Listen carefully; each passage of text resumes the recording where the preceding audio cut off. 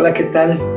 Gracias a México Libertario, en especial al gran Víctor Becerra por la oportunidad de compartir algunas reflexiones. La pregunta interesante sería, en estos tiempos difíciles, extraños, raros, ¿qué toca? ¿Qué corresponde hacer al ciudadano? ¿Cuál es nuestro deber? Pensaría que para saber qué hacer, tendríamos que partir de dónde estamos y cómo es que llegamos a este punto, a este momento. La historia parece sencilla. En el siglo XX, el partido hegemónico, la maquinaria que arrollaba, no en las elecciones, porque ni siquiera había elecciones como tal, en el sentido estricto, sino esta maquinaria que era al mismo tiempo partido o al mismo tiempo gobierno, pero además había, como su propio nombre lo dice, institucionalizado la revolución. Las agrupaciones obrero-campesinas, patronales, la CTM, las empresas públicas, Petróleos Mexicanos, Luz y Fuerza, Comisión Federal de Electricidad, Altos Hornos, por supuesto, Ferrocarriles Nacionales, el Seguro Social, Teléfonos de México y muchas otras, todas bajo control del que era el jefe del partido, el jefe de Estado, presidente de la República. Esta maquinaria, después de casi un siglo, descarriló. ¿Qué pasó?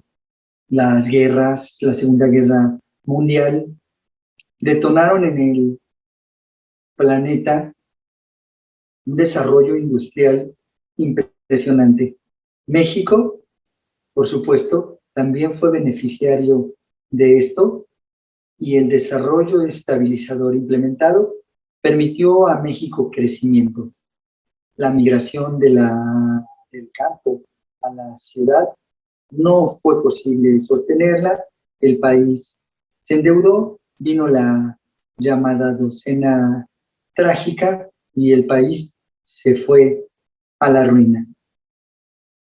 Después de Echeverría, José López Portillo, quien había sido secretario de Hacienda y mandó el mensaje a los empresarios. La política económica se establece desde Los Pinos. Derroche, locura, una idea fantasiosa petrolera. Tenemos que acostumbrarnos a administrar la abundancia, decía el poderoso presidente. Lo único que tuvimos en abundancia fue deuda, era llamada deuda eterna. Ante esta debacle del país y lo que todos recordamos de aquello de defenderé al peso como un perro y esto de no nos volverán a saquear, tuvo que decidirse el presidente José López Portillo por continuar con el modelo nacionalista revolucionario o buscar una solución. Dentro de todo, tomó la idea más prudente, más sensata, Miguel de la Madrid Hurtado. El sexenio de Miguel de la Madrid Hurtado no es recordado por muchos como una época de luces, por el contrario, crisis e hiperinflación. Él solamente estaba sufriendo las consecuencias de la docena trágica y sentando las bases para lo que después sería la estabilización. En 1985, el sismo, criticado y señalado como un presidente gris, como un presidente opaco, tardío, pero finalmente podríamos considerarlo como un buen administrador. 1987, viendo que las cosas se perfilaban para continuar con la estabilización económica, Cuauhtémoc Cárdenas renuncia al PRI. El argumento que utiliza es el PRI, en el PRI, al interior del PRI, no hay democracia y además el PRI se alejó de sus valores nacionalistas revolucionarios y crea un cisma. Junto con él, Porfirio Muñoz Ledo. Venden por allí estas ideas de la no democracia al interior del PRI y por supuesto del distanciamiento del nacionalismo revolucionario a algunos partidos que eran comparsas del gobierno, el PPS, el Partido Comunista Mexicano, el Frente Cardenista, y forman una gran alianza. De hecho, no había oposición. La única oposición que hubo mucho tiempo fue el PAN. Era una oposición pequeña, no era significativa. Cuauhtémoc Cárdenas logra aglutinar este gran frente en contra del PRI, compiten en la elección de 1988 y son derrotadas. A su salida del PRI, claman por falta de democracia. Cuando compiten contra el PRI, claman fraude. Es curioso porque son las mismas personas que fueron partícipes de esa estructura. Cuando no fueron beneficiados, entonces se dan cuenta y se percatan de que no hay democracia. Cosa extraña con estas personas. Gana la elección Salinas. Por supuesto que los medios, la sociedad en forma general, en algún sentido legitima el discurso del fraude, se lo atribuyen a Manuel Bartlett y la famosa caída del sistema, pero la realidad es que lo que sería el PRD perdió la elección contra el PRI y allí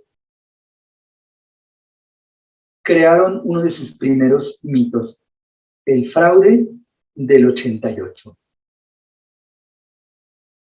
Carlos Salinas de Gortari efectivamente continúa estabilizando al país, sabe que no somos, no fuimos, no seríamos, ni seremos nunca una potencia petrolera y con visión de Estado, pensando en las generaciones futuras, sabe que lo que sí nos puede permitir en nuestra cercanía con los Estados Unidos, el Tratado de Libre Comercio y convertirnos en una potencia manufacturera. Hoy, 30 años después, podemos ver la gran visión de Carlos Salinas de Gortari cuando, por ingresos de manufacturas, comparado contra el petróleo, este solamente es del 10% del tamaño de las manufacturas.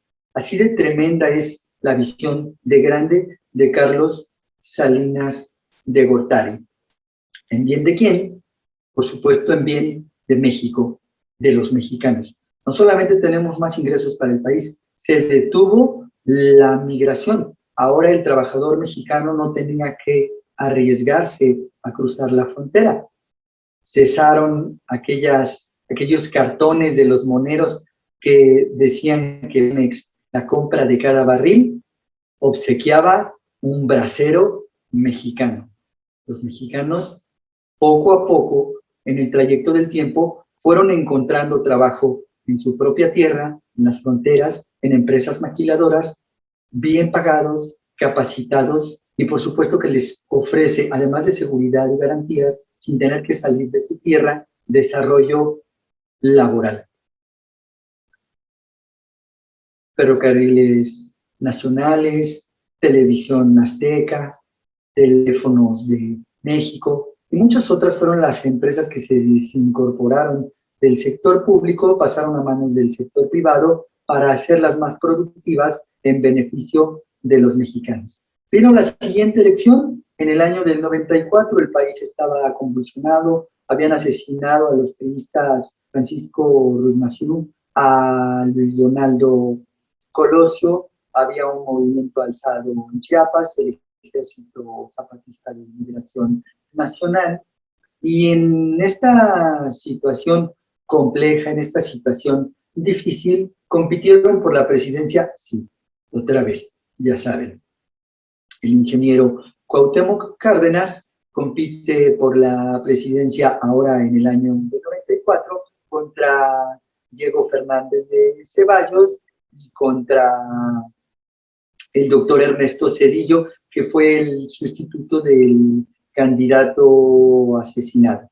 Aquel famoso debate del 94 en el que Diego Fernández de Ceballos pone en su lugar al priista y al perredista. La gente se decepcionó un poco, esperaba en el debate a un perredista de izquierda, un hombre de lucha agresivo, aguerrido.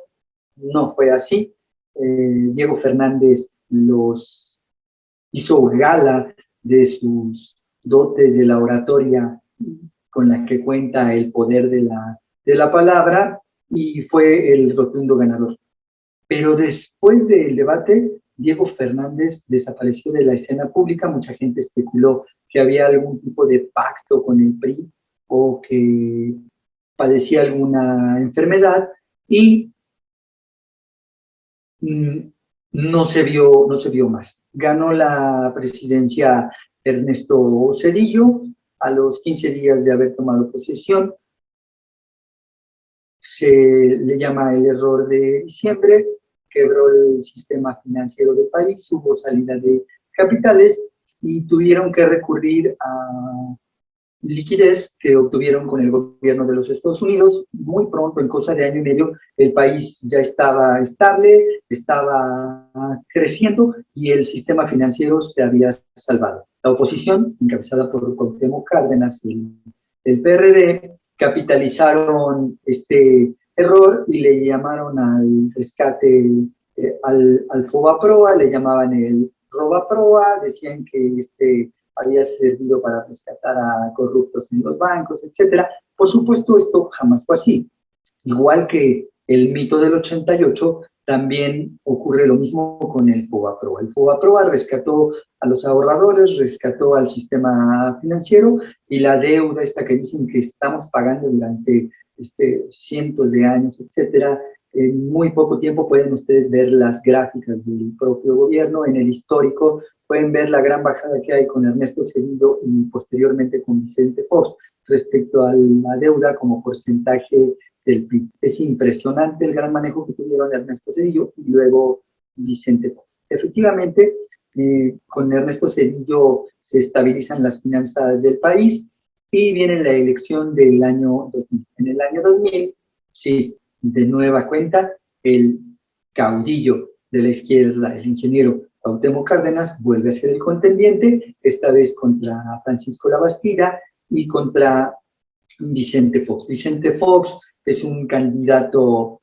fresco, es un candidato que ofrece una alternativa, una propuesta diferente al político tradicional, más del pueblo. Dicen que es un populista de derecha, vence al PRI de Francisco Labastida y de nueva cuenta el PRD del ingeniero Cárdenas, de nueva cuenta el PRD del ingeniero Cárdenas queda en la lona. Pero sí gana el PRD la jefatura de gobierno del Distrito Federal en el año 2000. Muchos la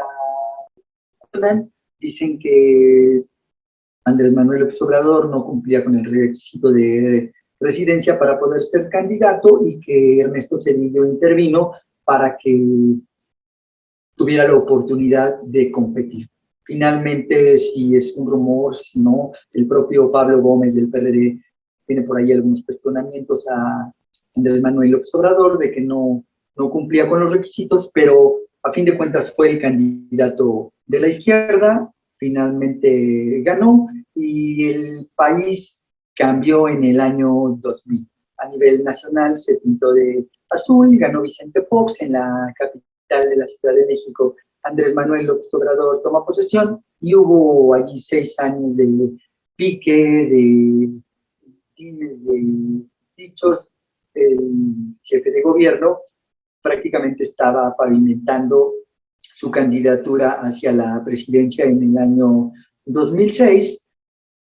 El presidente Fox no para de hablar, aunque su candidato era Santiago Krill. En realidad venció el hijo desobediente Felipe Calderón, y Vicente Fox, con todo apoyar violando la legalidad y las reglas, intervenía en la elección. Decía que tenía una campaña contra el tabasquismo encabezado por Andrés Manuel López Obrador y por Roberto Madrazo. Gana la elección Felipe Calderón. Dicen que con el voto masivo de la maestra Elbester Gordillo, quien esperó hasta el último momento para negociar con el que podría ser el futuro presidente, se decanta por Felipe Calderón, vencen a López Obrador, y López Obrador, en la derrota, de nueva cuenta, igual que en el 88, el ingeniero Cárdenas también alega un fraude. Exigieron un recuento de los votos. El IFE, en aquel tiempo encabezado por el doctor Ugalde, hicieron el recuento que correspondía a las casillas impugnadas. En muchas de estas casillas en donde se impugnaron los votos, incluso la brecha que había entre Felipe Calderón y López Obrador incluso se amplió para Felipe Calderón. López Obrador argumentó fraude a la antigüita, relleno de urnas, después argumentó fraude digital, que la empresa Hildebrando, emparentada con Felipe Calderón, había inyectado un gusano, acusó a sus propios representantes de casilla de haberse vendido, en fin, una farsa lo del fraude. Sabemos que el PRD contaba con una copia de cada una de las actas de todas las casillas, y que si en alguna o en algunas o en muchas hubiera algún tipo de irregularidad, el PRD lo habría podido impugnar, y esas casillas se habrían abierto los paquetes y se habrían contado de nuevo, que fue lo que se hizo donde impugnaron. No había elementos para, como López Obrador decía, abrir todos los paquetes de todas las casillas. Eso es un absurdo, pero sabemos que lo hace para sostener el mito, para sostener la farsa del bloqueo en Paseo de la Reforma, para poder golpear al presidente Felipe Calderón durante 6 años, llamándole espurio, diciendo que era un pelele que se había robado la presidencia, y por supuesto esto les permitía movilizar a la gente en la Ciudad de México, ya que habían refrendado el triunfo con Marcelo Ebrard y tenían listo para hacer plantones y movilizar personas. Además, ahora contaban con recursos. Digo, desde que López Obrador había ganado, ya era como jefe de gobierno, tenían y contaban con los recursos para movilizar a su gente. Durante el sexenio de Felipe Calderón estalló una crisis, tuvimos una pandemia, ambas cosas tuvo la capacidad de sortearlas. Hay quien lo acusa de haber endeudado al país. Ustedes pueden ver las gráficas si hay un incremento de la deuda, pero es un porcentaje de la deuda como comparado con el PIB, es totalmente manejable. No hay tal endeudamiento o ese estratosférico como hace la izquierda nacionalista revolucionaria, de igual manera que lo hicieron acusando al PRI de haber perdido sus valores. Lo mismo hicieron con el FOBAPROA, a Carlos Salinas acusarlo de traidor a la patria y de entreguista. Ahora hacían lo mismo con Felipe Calderón, acusándolo de endeudar. Ustedes pueden verificar las gráficas y pueden percatarse de que estos grupos solamente mienten. En el año 2012 parecía que la elección sería entre generaciones más jóvenes, Marcelo Ebrard por la izquierda Juan Camilo Muriño por la derecha y Enrique Peña Nieto por el PRI. Las cosas cambiaron, la vida se presenta de una forma diferente. Juan Camilo Muriño perdió la vida, Marcelo Ebrard no fue el candidato, en alguna extraña razón se sometió a las órdenes de López Obrador y Enrique Peña Nieto hizo uso de toda la maquinaria priista. Los gobernadores apoyaron con todo, dinero, movilización, clientelas, y Enrique Peña Nieto arrasó. Josefina Vázquez Mota, que fue la candidata del PAN, no tuvo apoyo ni siquiera del presidente en el poder. Puede tener el argumento de legalidad. Algunos otros lo acusan de traición, de haberla abandonado. Ya queda a la consideración de cada persona. Y López Obrador, de nueva cuenta, argumentó otro fraude.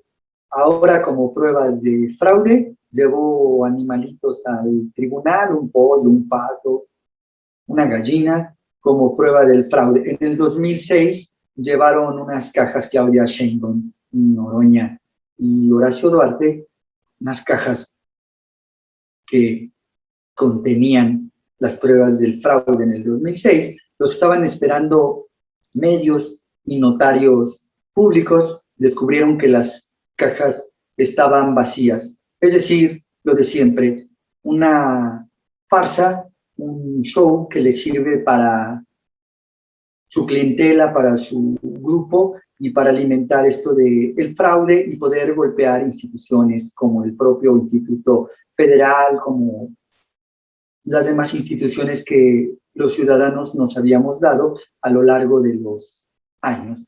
Gana la presidencia Enrique Peña Nieto en el 2012. Enrique Peña Nieto es un presidente que es etiquetado, satanizado o denostado tiene dos etiquetas. Una de ser inmensamente corrupto, un corruptazo, y la otra, ser tonto, por estos dislates que cometía, estas pifias de las que todos nos reíamos cuando decía que no faltaban menos de 5 minutos y algunas otras cuando se le cae el pastel, etc.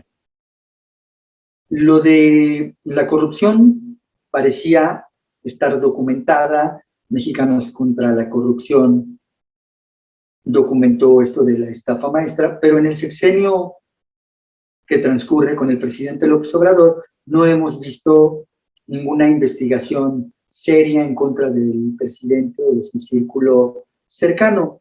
Por lo tanto, entonces no podemos afirmar tal cosa, o por lo menos no lo podemos afirmar con toda la certeza. Y lo de los dislates, pues parece algo mínimo. ¿Por qué lo digo? Porque el presidente Enrique Peña Nieto logró reformas que no lograron en su momento ni Ernesto Zedillo, ni Vicente Fox, y ya ni qué decir del presidente Felipe Calderón.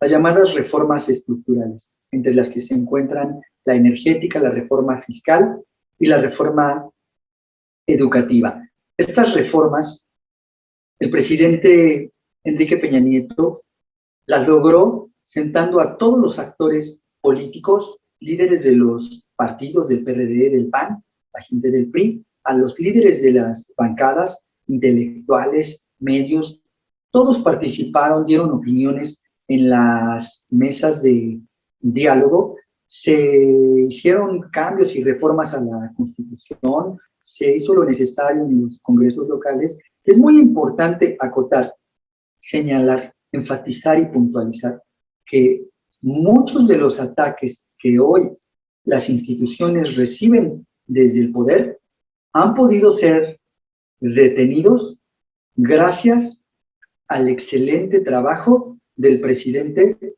Enrique Peña Nieto. Enrique Peña Nieto, la oposición, particularmente Morena, López Obrador, señalaban que la reforma energética tenía como finalidad destruir a Pemex y quedarse con toda la riqueza nacional.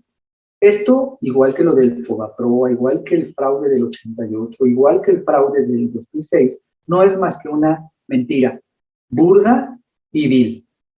La reforma energética tiene como objetivo y tiene como finalidad que los mexicanos tengamos abasto de combustibles, abasto energético y además que lo podamos tener a un mejor precio recibiendo productos de calidad. Nada más. Sabemos que para que esto se pueda lograr se necesitan empresas eficientes, que los precios son internacionales, que no se pueden fijar desde el gobierno de México y que todo lo que implica presumir en un sentido o en otro la bajada de los precios de los combustibles, de la energía eléctrica, no es otra cosa que mentirle al ciudadano, intentar engañar. Es importante entender que la visión del presidente Peña, que la visión de los líderes del PRD, los llamados chuchos, que la visión de la gente del PAN, Gustavo Madero, Ricardo Anaya, entre otros, tuvo como finalidad pavimentar el camino para que México en los siguientes sexenios tuviera crecimiento y pudiéramos tener prosperidad. En ello, además de las reformas, nos incluía un mega aeropuerto. En verdad, el presidente Peña, dejando de lado el asunto de la corrupción, y que como digo, no sé si sí es o no, pero es un gran presidente con visión de estadista de largo plazo, pero además con una gran habilidad política para haber podido conjugar, integrar a todos los actores y sacar las reformas. Bueno, incluso les dio hasta el plus de que lucraran con sus clientelas. El PRD le dijo a sus clientelas: sí, estuve en el Pacto por México, pero yo no voté por la reforma energética. El PAN le dijo a su clientela: yo sí estuve en el Pacto por México, pero no lucré con la reforma fiscal. En fin, todos ganaron y el que principalmente ganaba era México. Pero además, ¿quién crees que? Pero ¿quién estaba allí a la sombra, acechando, esperando, engañar, mentir? Pues de nueva cuenta, López Obrador, igual que mintieron en el 88, en el 2006, en el 2012, igual que lo hicieron con el Fobaproa, ahora mentían con el Pacto por México, le decían el Pacto contra México, y muchas otras de estas consignas que tiene, que inventa, que son pegajosas, que a la gente le gustan y con las que él lucra y ha hecho su carrera política. Aquí no solo golpeó al PRI, sino que además golpeó al PRD, a los chuchos, y prácticamente se robó la clientela del PRD. Lo hizo además con trampas y engaños, porque fingió una credencialización al interior del partido y en realidad lo que estaba haciendo era crear un padrón para cuando él se fuera. Es deshonesto totalmente. Cuando se acerca el 2018 y viene la elección, bueno, solamente recordar que en el 2012 es increíble que el candidato haya sido el propio López Obrador, cuando se esperaba que fuera Marcelo Ebrard. Y bien, en 2018, pues esperábamos que fuera Marcelo Ebrard, aunque todos sabíamos que había estado exiliado, autoexiliado, en apariencia por los desvíos y la corrupción en la línea 12, que además era señalada durante años, que se estaba cayendo, que estaba mal construida, que se pandeaba la historia de los trenes, que es conocida por todos, y finalmente viene el 2018. ¿Qué pasa en 2018? Pues al parecer todo iba en el mismo tenor lo que había ocurrido en 2006 y en 2012, que el PRD, que la izquierda, no tendría más allá de su 25 o 30% que habían obtenido con algún tipo de regularidad. En realidad su votante radical, su votante duro es del 10%, tiene un otro 10% de un votante un poco más flexible, que no les pasa a todas, y un 10% que se suma a ellos dependiendo de la elección, el enemigo a vencer, puede cambiar hacia el propio PRI, regresar al PRD, etcétera. Y todo parecía que y la elección de 2018 sería igual a la del 2012 o a la del 2006. De hecho, cuando vemos las encuestas de febrero del 2018, López Obrador ronda por ahí del 25-30%, el PAN anda en un 20-25% y el PRI un poco más bajo porque fue el partido en el poder, porque fue golpeado. A la gente le encanta la crítica al Pacto por México y a las reformas estructurales, más allá de que son en beneficio del propio país, en beneficio del pueblo, que generan empleo, etcétera. Pero bueno, los políticos populistas, nacionalistas, como López Obrador, lucran justamente con el engaño, con la mentira y golpear a Peña Nieto por las reformas, pues les dejó réditos. En 2018, en febrero, la elección las encuestas van en la normalidad y aquí parece o se dice que hay un pacto de impunidad al que llaman Primor, un pacto entre Enrique Peña Nieto y López Obrador, en donde López Obrador ofrece a cambio de el apoyo para la elección, digamos, a cambio de que le entreguen México, ofrece impunidad. Esto se dijo desde el mismo tiempo en el que ocurrió, marzo, abril de 2018, cuando Peña Nieto, a través de las instituciones, la PGR, golpearon al que era el candidato que podía haber ganado, Ricardo Anaya, y a esta ola de golpeteo se montaron los panistas, ya no estaba en el PAN, Felipe Calderón renunciaba, los calderonistas, Javier Lozano, entre Ernesto Cordero, entre otros, golpearon a Anaya, y lo que ocurrió fue que los antipriistas se decantaron por López Obrador, los anti-López Obradoristas se decantaron por mí, y la gente que habría votado por Anaya en el PAN, si Felipe Calderón lo hubiera apoyado, no lo hizo y tomaron alguna de las otras opciones porque así lo promovió el presidente Calderón. La consecuencia de esto es la que todos hoy conocemos. López Obrador ganó la presidencia con un 53%. Efectivamente, 53% no es el 93%, como López Obrador y su grupo hacen aparecer o pretenden hacer creer al ciudadano que completamente el pueblo de México se volcó con ellos. No, nada más ganaron con el 53% y además esto fue en realidad producto en gran medida, del golpeo del presidente Peña a Ricardo Anaya, utilizar a la PGR y todo esto que ocurrió para formar el Primor. ¿Existió o existe el Primor? Bueno, no lo podemos saber, evidentemente no hay un documento firmado por ambas partes, etcétera. Pero sí podemos decir, en retrospectiva, en estos 3 años del gobierno del presidente López Obrador, no ha tocado a Enrique Peña ni a sus cercanos. Y la única vez que sugirieron que podría ser investigado, en forma inmediata salió la Biblia de Pío. Fue un escándalo para el presidente López Obrador y desde entonces el presidente López Obrador jamás volvió a referirse a Enrique Peña como el corrupto, como el que podría ser investigado o algo. Por el contrario, se refirió a él como el licenciado Peña Nieto.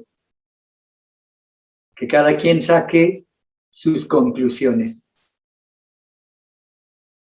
Ganaron la elección con el 53% en el Ejecutivo, con el 47% para el Congreso, después allí con algún tipo de artimallas, las ha documentado Ciro Murayama, se hicieron de una mayoría en el Congreso que evidentemente no tienen. Con esto, mi punto solamente es que no son apabullantes que no son una máquina de simpatías, de arrastre del pueblo.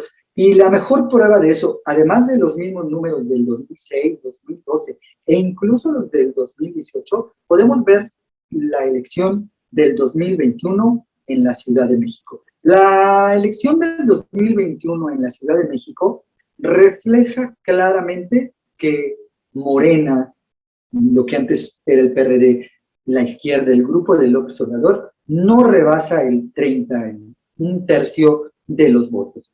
Y que el adicional solamente lo pueden conseguir cuando se suma. ¿Qué fue lo que sumaron en el 2018? Lo mismo que sumó Vicente Fox en el año 2000, algo de lo que sumó Felipe Calderón en el 2006. Es decir, López Obrador en realidad tiene por allí entre un 27 y un 33%. Los votos adicionales solamente son de la gente que decide en los últimos momentos y que está en función de las coyunturas. No son una maquinaria. Son una máquina, sí, no de ganar elecciones, no de contar con el apoyo incondicional de la ciudadanía. Son una maquinaria, sí, de mentir. Mintieron en el 88, mintieron con el Fobaproa, mintieron en el 2006 y se inventaron un fraude, mintieron en el 2012, mintieron con el Pacto por México, mintieron cuando cancelaron un aeropuerto arguyendo corrupción que no demostraron, que no comprobaron, que no investigaron, mintieron cuando por decisión no compraron combustible y generaron desabasto. Y luego volvieron a mentir cuando para salir del paso inventaron una lucha contra el huachicoleo. De la misma manera que dejaron de comprar el combustible, también lo hicieron con los medicamentos y ustedes saben lo que ha pasado durante estos 3 años. Y de la misma manera mienten al decir que es por la corrupción, que son las farmacéuticas, etcétera. Mintieron con la pandemia al decir que la habían tomado, pero no solo en eso, han mentido con los datos, han mentido con las cifras, han mentido con el exceso de mortalidad, intentaron ocultarlo, mintieron con la compra de las vacunas. Ustedes saben que antes de la elección habría un proceso más acelerado en la vacunación. Una vez que pasó la elección, también el número disminuyó. Son un grupo de personas que ascendieron al poder mintiendo, que mantienen el poder mintiendo y que eso es lo que hacen. ¿Cuál es mi punto? ¿Qué debe hacer el ciudadano? ¿Qué es lo que debemos hacer? Creo que lo único que debemos hacer es lo mismo que hicimos en el 2021 para esta elección intermedia. Denunciar las mentiras del gobierno y de los actores políticos. Abrirlo, mostrárselo a otros ciudadanos, exhibirlos. Es lo único que podemos hacer. El gobierno tiene el poder, tiene las instituciones. Ustedes han visto cómo utilizan las instituciones en contra de periodistas, en contra de otros políticos. Ustedes ya escucharon al presidente refiriéndose a las personas que trabajamos. Si no tenemos 500 millones de dólares, ni siquiera somos fifís, es decir, somos estúpidos. Esa es la opinión que el presidente López Obrador tiene de las personas que aspiramos, las personas que intentamos prepararnos, las personas que arriesgamos nuestros centavos para poner un puesto de tamales, una papelería, un taller mecánico, para mandar a nuestros hijos a la escuela y para ganarnos el pan. No los mexicanos, los clasemedieros, los aspiracionistas, no tenemos negocios con el gobierno, no tenemos prebendas, no nos dan grandes contratos. Eso es para los oligarcas, los amigos del presidente. La clase media aspiracionista, estamos en el día a día.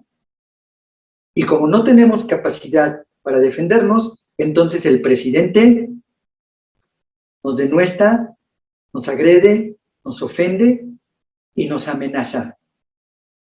¿Podemos hacer algo? No. Él tiene la fuerza del Estado, tiene las instituciones, tiene al ejército, tiene las leyes, tiene las armas.